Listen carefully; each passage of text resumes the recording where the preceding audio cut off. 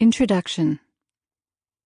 This audio program is presented by Authors Republic in association with Austin David Books, Amherst, Massachusetts. Austin David Books, compelling characters, inspiring stories. The Recipe, a story of loss, love, and the ingredients of greatness, by Chef Charles Carroll and John David Mann. Read for you by John David Mann. Chapter 1. The Diner. The wind whipped at Owen's jacket as he trudged up the long slate steps. When he reached the old diner's front entrance, he stopped and turned, putting his back to the door and facing into the bitter February blast. He tried not to look, but he couldn't help himself. There it stood, across the street, dark and deserted, its brickwork looming 4 stories, long rows of windows glaring back at him. He shivered. One of the big warehouse windows was sealed over with cardboard and duct tape. Vandalism. The night before, he'd overheard his mom talking quietly on the phone in the next room. He knew it was about him, but all he'd caught was the word reparation. He'd had to look it up. The making of amends for a wrongdoing by paying money or other compensation. That had sent him off to sleep feeling even worse. He heaved a big breath, and the shivers stopped. "This is stupid," he muttered. He turned back and pushed the door open. Snowflakes spiraled around his feet, following him as he stepped inside and shut the diner door behind him.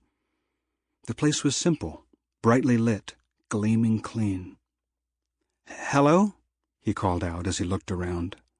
6 booths lined the windows on his left, facing the side street. To his right, a long counter lined with a dozen old-fashioned pedestal stools. 3 small tables punctuated the center aisle. Owen tried to picture how many people would fill this space. 40, 50 maybe? Right now, at 4:30 on a Friday afternoon, there was not a soul in the place. Chop, chop, chop, chop, chop. The sound startled him.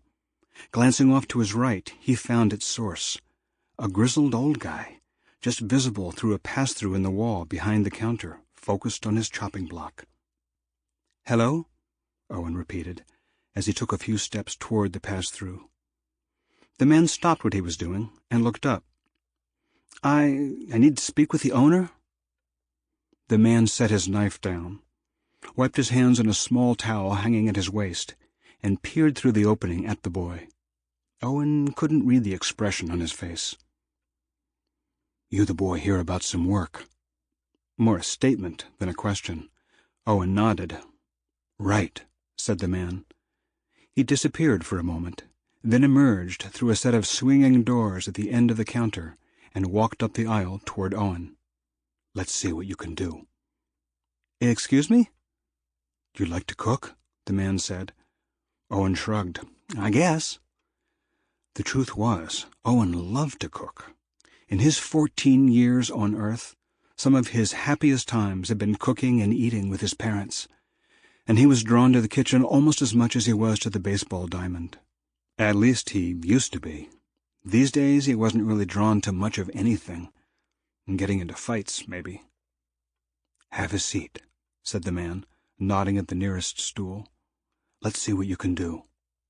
"Wait, this is a test?" Owen felt his cheeks burn. "Like an audition?" The man said nothing, just looked at Owen. "And the thing is," said Owen, "they told me I had to come work here, on weekends, to pay for—" Owen paused, and his cheeks burned hotter.